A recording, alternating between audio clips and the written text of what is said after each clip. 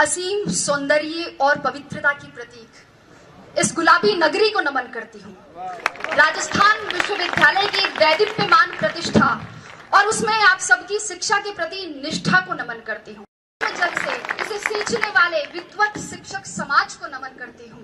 नमन करते हुए नमन करती हूँ उस परम पिता परमेश्वर को जो मुझ में वक्ता बनकर बोल रहा है, आप में श्रोता बनकर सुन रहा है और इस पंडाल के कण कण में विद्यमान होकर इस परम अनुष्ठान को साकार। मंचस्थ विद्वत समाज और देश के छलनी हुए जिगर को मरहम लगाने की एकमात्र आशा स्थल प्यारे साथियों, प्रसन्नता है कि मुझे आज ऐसे लोगों के बीच व्याख्यान का अवसर मिला है जो उस मोड़ पर खड़े हैं जहां से उन्हें जीवन संग्राम में कूदना है। अभी आपके सामने बहुत सारी चुनौतियां और संघर्ष है। ऐसा नहीं है कि आरएस बनने के बाद मेरे संघर्ष और चुनौतियां खत्म हो गए हैं, बल्कि वो तो अभी शुरू हुए हैं, लेकिन उनसे लोहा लिए बिना हम आगे नहीं बढ़ सकते हैं। साथियों, मुझे नहीं लगता कि मैं अपने स्नातक अनुजों को कोई मार्गदर्शन दे सकती हूँ या आप में किसी अभूतपूर्व ऊर्जा का संचार कर सकती हूँ, क्योंकि मैं भी आप ही की तरह एक जिज्ञासु विद्यार्थी रही हूँ और पिछले कुछ वर्षों में वही सामने आप ही की तरफ बैठा करती थी जहां आज आप जगमग तारों की तरह इस परिसर को रोशन कर रहे हैं। किंतु मैं इतना, अक्सर विद्यार्थी मुझसे पूछते हैं कि मैडम साक्षात्कार के लिए कक्ष में जाने से पूर्व क्या करें? दरवाजा खोल के अनुमति कैसे मांगे? हिंदी में मांगे या अंग्रेजी में मांगे? कुर्सी पर उनके कहने पर बैठे कि खुद बैठ जाए? बैठते वक्त हाथ टेबल पर रखे, पांव पर रखे, सिर पर रखे, कहाँ रखे? लड़के पूछते हैं कि मैडम टाई लगाए, टाई के साथ कोट भी पहने, क्या शेविंग करें या नहीं करें? और लड़कियां भी पूछती है कि साड़ी पहने, सूट पहने तो मैचिंग का ब्लाउज पहने, क्या मैचिंग की nail polish, sandal, earrings, purse, bangles, blah blah blah. लेकिन अगर चर्चा करें तो ये एक ऐसा विषय है जिस पर पूरा दिन खर्च किया जा सकता है।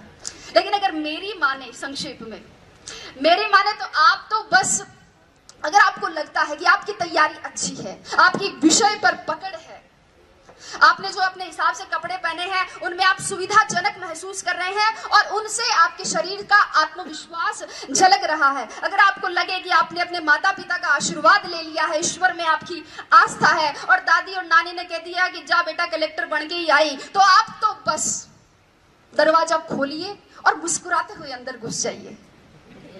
अभी आपका बायोडेटा देखा जा रहा है। ग्रहणशीलता, अपने नेतृत्व को बनाए रखा, अपने आत्मविश्वास को बनाए रखा है, तो आप उसी तरह मुस्कुराते हुए बाहर आकर भेरू जी, भोमिया जी, पित्तर जी, जिनको भी आपने याद किया था, उनको धन्यवाद दे सकते हैं। तो ये तो बात हुई परीक्षा के विविध स्तरों की। अब मैं परीक्षा में सफलता की क्या प्रक्रिया है उस पर और उस समय क्या ध्यान रखी जाने वाली और सावधानियां बरतने वाली बातें हैं, उन पर चर्चा करूं बहुत संक्षेप में। चूंकि अपनी ये जो सफलता की प्रक्रिया, इसको मैं एक कृषि के रूपक से बताना चाहूंगी।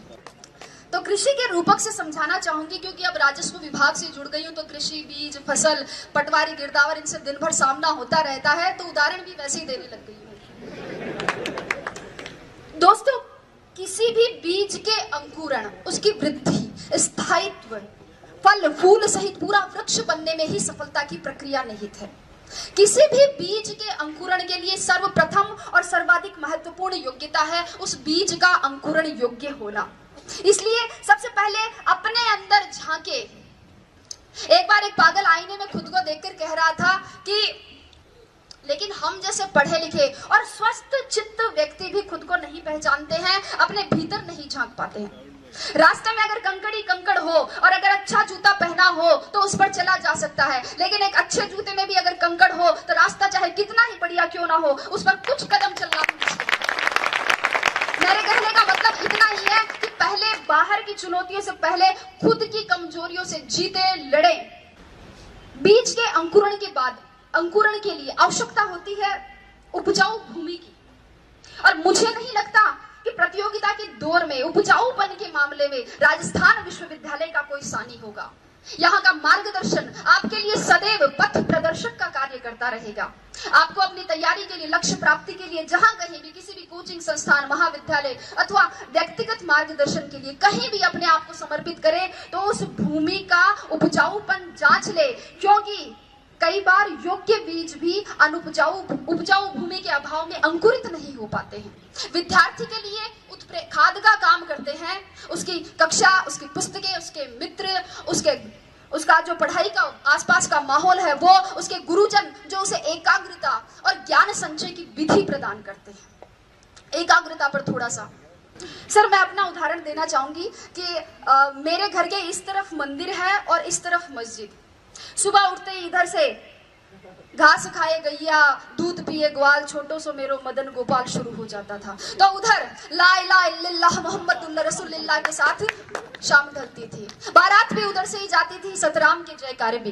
लेकिन मैं आपको बता दूं कि मैंने अपनी पूरी पढ़ाई अपने घर की छत की तरफ जाने वाली उस आखिरी सीढ़ी पर बैठकर की थी, और मुझे हर तरह के शोरगुल में एकाग्रता का इतना अभ्यास हो गया था कि पता ही नहीं चला कब होली की गैर निकल गई और कब ढोल ताशों के साथ मुहर्रम के ताजिए।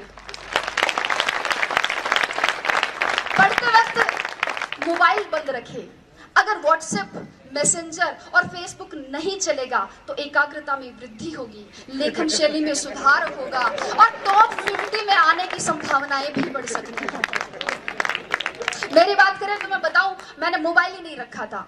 यहाँ बैठे मेरे साथी इस बात के गवाह है कि मैंने एंड्रॉइड मोबाइल ओटीएस में आके खरीदा था और अब व्हाट्सएप पर जुड़ने वाली मैं अपने बैच की आखिरी मेंबर थी। कीटनाशकों की बात करती हूँ इसके बाद।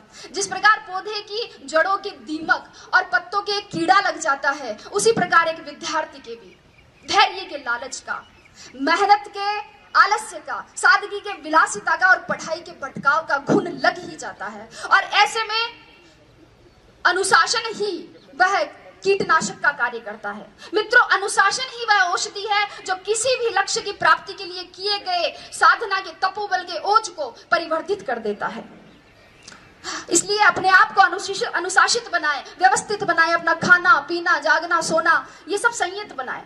और इसके लिए गीता का एक श्लोक मेरी प्रेरणा रहा है कि युक्ताहार विहार से युक्त सर्वस्य चेष्टसु युक्त स्वप्नाम बोध से योगो भवति दुःखः।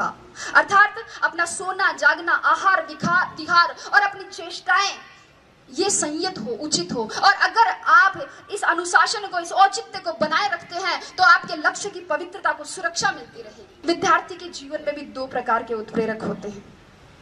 2008 की परीक्षा में अंतिम रूप से चयनित नहीं होने पर मुझे किसी ने कहा कि तू तो केवी की नौकरी से संतोष कर ले, ये आरएस बनना तेरे बस की बात नहीं है।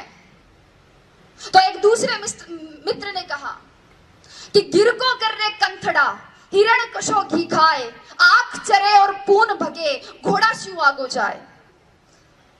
कि हिम्मत कर, हुंकार भर, हिरण कौन सा घी खाता है लेकिन घोड़ों से आगे जाता है। एक था उत्प्रेरण और दूसरा था दुष्प्रेरण।